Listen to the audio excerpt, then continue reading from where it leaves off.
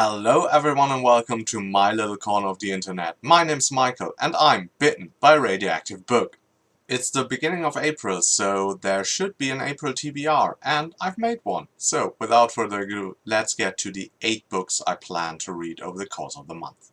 First off, we have Bane and Shadow by John Scoverin. It's the second installment in his Empire of Storms series, and it continues the story of our two main characters, Hope and Red, that we know from the first installment, Hope and Red, and which is like a kind of sword and sorcery, pirate fantasy story. It's very interesting.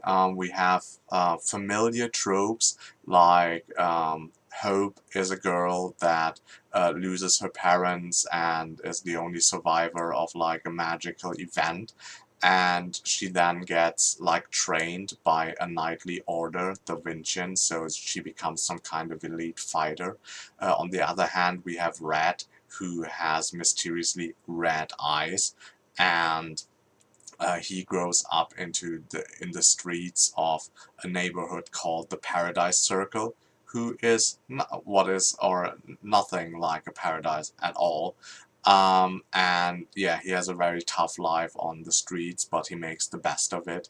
What I really liked about the first book was that there is a lot of familiarity there with like the coming of age thing, but the author is a little bit like, hey, I as the author and the reader and you as the reader, we know a lot of this coming of age and training montage things, and there's a lot of books that do that, so between you and me, let's skip that. And so we get like the first book is like a very interesting thing. We get a glimpse of the childhood of both of them. We get a glimpse of the adolescence of both of them. There's, I think, for me at least, there was like enough like of the training and stuff like that. But during the halfway points, when the characters actually meet up, they are adults. They are in, I think, their early 20s. And I really like that kind of pacing, and so we're since like the middle of the first book, we're really focusing on like the actual story and plot lines that yeah, we have. The second book builds very well upon the groundwork that the first one laid. We get more points of view as well. I think Nettles, one of the side characters from the first book, gets her own point of view. I don't think she had that. I might be mistaken. It's been a while since I read it. Yeah, but it's very interesting, and I'm almost done with it, and it's shaping up to be a very good read. Next up, we have Beggar Spell. It's the first installment in Catherine Kerr's really long Deveray series. I think it's like 15 books that came out between the 1980s, and I think the last one was in 2009. It's a fantasy world inspired by Celtic mythology a little bit, and there's an interesting concept of like soulmates that so we're seeing the perspective of people fall in love like 400 years before the second plot line of the story, and then these characters are kind of reborn, kind of finding each other again.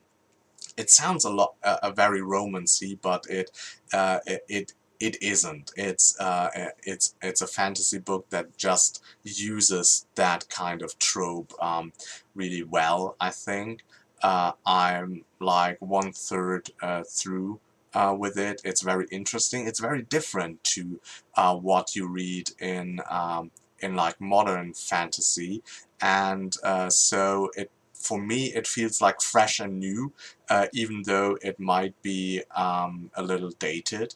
But I'm really excited to see like such a long running series to unfold and get into like the whole idea of this mix up of, yeah, souls seeking each other over the centuries, and yeah, tied together with a fantasy setting. Yeah, can't wait to continue. Next up, we have Orb Scepter Throne by Ian C. Asselmont.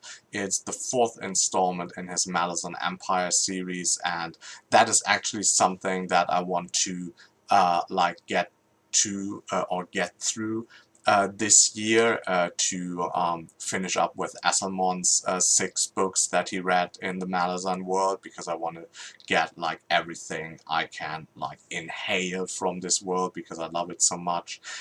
There's also a lot of characters that I came to love in Stephen Erickson's books that yeah, turn up here as well.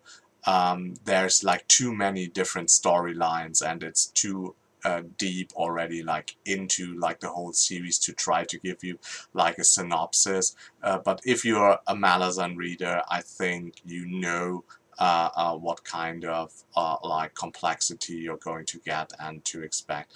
And compared to the last book that I read by him, I think the writing stepped up, and he managed to grip me with more of the points of view that he did in maybe Return of the Crimson Guard and Stonebreaker.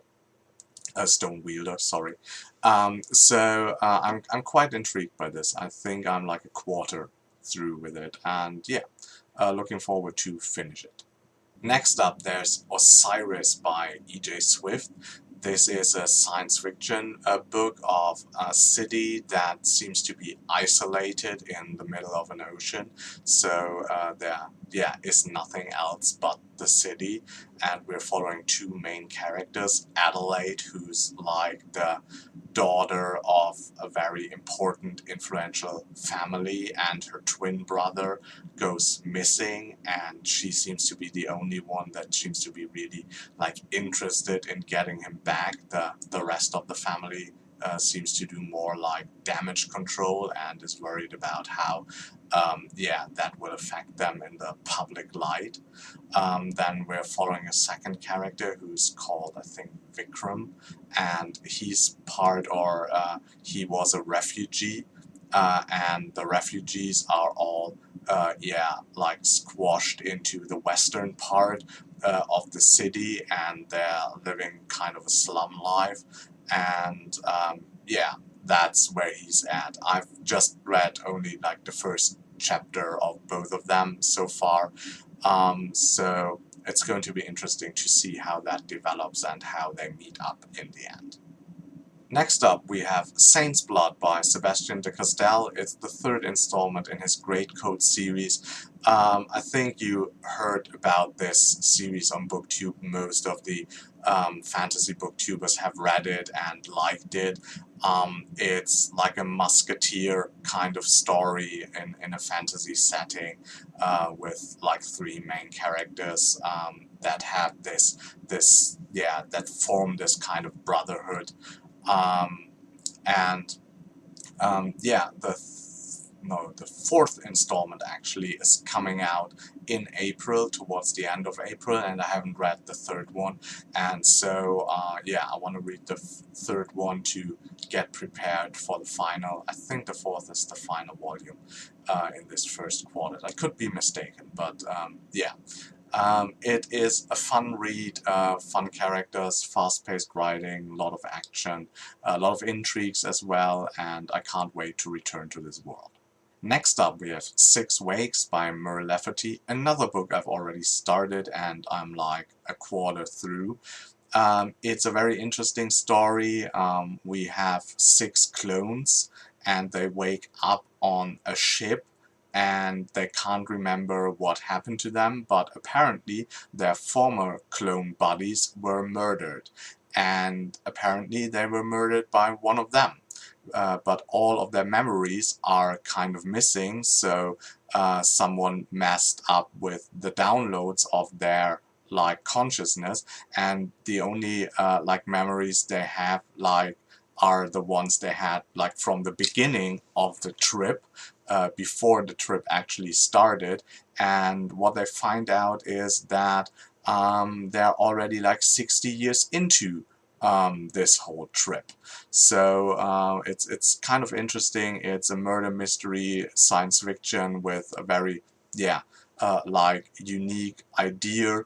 And I'm like eager to find out about more of the personalities of the 6 characters and actually, of course, to see who's the murderer. Next up, we have The Barrow by Mark Smiley, or Mark Smile.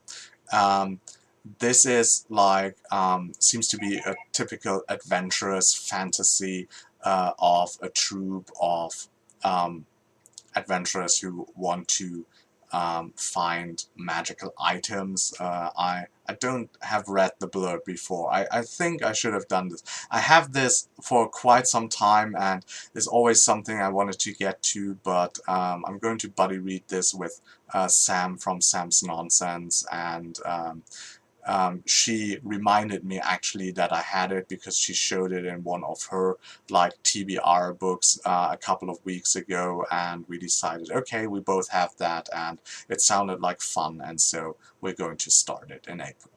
And last but not least, we have Wrath by John Gwynne. This is the final installment in his Faithful and the Fallen series, and if you've seen yesterday's videos, you heard me talk about it a lot already, and it's a series that I enjoyed so far. The first 3 books were all like excellently written fantasy, exactly what I wanted. Like it's a familiar story but with a modern take on it, interesting characters, the world got more fleshed out, the characters have real development arcs, and yeah, I can't wait to get to the climax and to see how it ends in Wrath before his new series set in the same world starts, I think later this year or maybe next year. That's it for today's video. I hope you liked this TBR. If you did, please hit the like button. If you want to see more of me, subscribe to my channel. And until next time, I hope you get bitten by a really good book too. Bye.